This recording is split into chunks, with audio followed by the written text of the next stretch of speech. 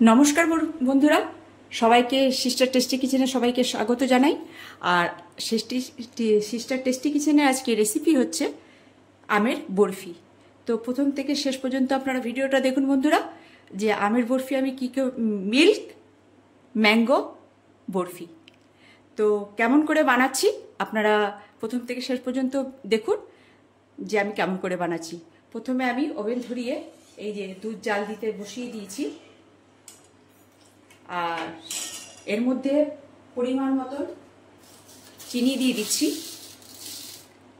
চিনি দিয়ে দিলাম,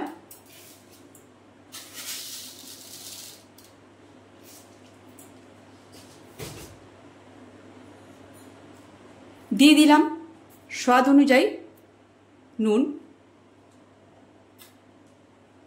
এবার এটাকে ভালো করে ফোটাতে হবে। চিনিটা এই দুধটার সঙ্গে ভালো করে গুলিয়ে যায়, যাতে সেইভাবে ফুটিয়ে নিতে হবে। আর বন্ধুরা, আমের বরফি সেহেতু আমি আমের পিউরি করে রেখেছি, এটা সময় সাপেক্ষ, সেই জন্য আমি আগে থেকে আমটাকে গুলিয়ে পিউরি করে রেখেছি। তো প্রথমে আপনারা পিউরিটা আমটাকে ছালিয়ে ছুলে বাংলা ভাষা বেরিয়ে যাচ্ছে। তো প্রথমে আপনারা আমটাকে ছুলে নেবেন, ছুলে নিয়ে ছোট ছোট টুকরো করে নিয়ে মিক্সিতে দিয়ে দেবেন। মিক্সিতে দিয়ে দেওয়ার পরে পিউরি হয়ে যাবে। তারপরে আপনি একটা ছাঁকনি দিয়ে সুন্দর করে ছেঁকে নেবেন। কেন কি ছেঁকে নিতে এই কারণে বলছি, তাহলে টেক্সচারটা সুন্দর হয়। তো তাহলে ওই আমের যে আঁশ সেটা থাকে না, আর খেতেও টেস্টফুল লাগে। আর প্রথমে আপনারা অ্যালুমিনিয়াম কড়াই বা অন্য কোনো কড়াইতে আপনারা আমের পিউরিটা জাল দেবেন না, পারলে আপনারা ননস্টিকে জাল দেবেন। কেন কি আমের তো কল উঠতে পারে, তাহলে পরে অসুবিধা হয়ে যেতে পারে পেটের পক্ষে। সেই জন্য আপনাদের সবাইকে আমার অনুরোধ, আপনাদের ননস্টিকের ওপরেই কিছু না কিছু জিনিসের ওপরে আপনারা আমের এই পিউরিটা জাল দেবেন, তাতে ভালো হবে। তো এই যে আমার পিউরি, প্রথমে আমি যে দুধ জাল দিতে বসিয়ে দিয়েছি, তারপর আপনারা দেখুন আমি কি করছি।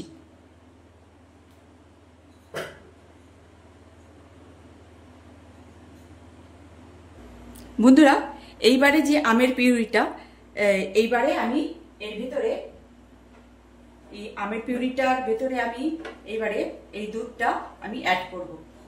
যে দুধটা এতক্ষণ পর্যন্ত আমি জাল দিচ্ছিলাম, সেই দুধটা আমি এবারে এর ভিতরে অ্যাড করে দেব।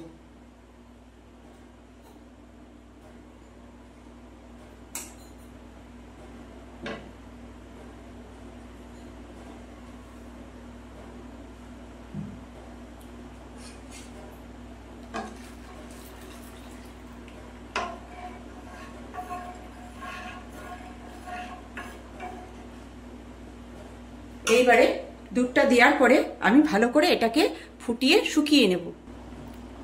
বন্ধুরা, এই যে আমি বসিয়ে রেখেছি, এই জন্যেই বলেছিলাম যে সময় সাপেক্ষ, সেই জন্যে। তো আপনারা চাইলে এখানে আপনি গুঁড়ো দুধও দিতে পারেন। তো আমার কাছে গুঁড়ো দুধ ছিল না, তো লিকুইড দুধ ছিল, সেটাকে ফুটিয়েই তারপর আমি দিলাম। আর যখন করবেন, কন্টিনিউ যখন এই যে ফুটছে না, দেখুন ফুটছে, তো একে কন্টিনিউ চালাতে হবে।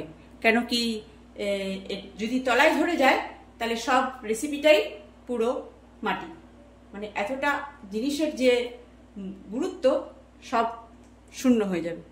তো কন্টিনিউ এরকম করে নাড়তে হবে।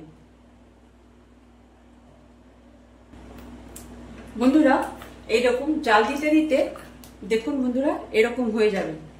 আর কতটা ছিল আর কতটায় পরিণত হয়েছে, আরও এটা জাল দিতে হবে, এখনো আমার হয়নি, তো জাল দিচ্ছি। সময় সাপেক্ষ এটা অনেকটা।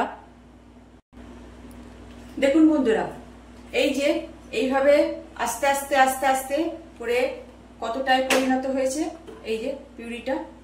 তো এইভাবেই এই স্টেজে আপনি একদম একটু মিডিয়াম লোতে দিয়ে আপনি এটাকে কষবেন, শুকোবেন, আর এবং কন্টিনিউ চালাবেন, যাতে এই তলাটায় ধরে না যায়। এটা লাস্ট স্টেজ চলছে, তো লাস্ট স্টেজে যদি ধরে যায় তাহলে জিনিসটা একদমই মাটি হয়ে যাবে। বন্ধুরা, এই যে আমার বরফির এই যে প্রায় হয়ে এসছে, এই যে এইবারে আমি এটাকে সেট করব, গ্যাস করব অফ। আর বন্ধুরা, এই যে থালায় আমি একটু ঘি মাখিয়ে নিয়েছি, আপনারা চাইলে বাটারও দিতে পারেন আর তেলও দিতে পারেন। এইবারে এটার উপরে আমি সেট করব। বন্ধুরা, এই যে আমার বরফির টেক্সচার, তো এটা তো এখন অনেকটা গরম, তো এটাকে এখন 2 ঘন্টার মতন ফ্রিজে রাখলে এটা শক্ত হয়ে যাবে। তো কেমন লাগছে বন্ধুরা? আর ক্যান্ডির মতন আমি গোল গোল করে পাকিয়ে সাইডে ডেকোরেশনের মতন দিয়ে দিয়েছি। তো দেখতে কেমন লাগছে বন্ধুরা? আর ওপর থেকে আমি ড্রাই ফ্রুট ছিটিয়ে দিয়েছি, আর তাতে আছে কাজু, আমন্ড আর পেস্তা।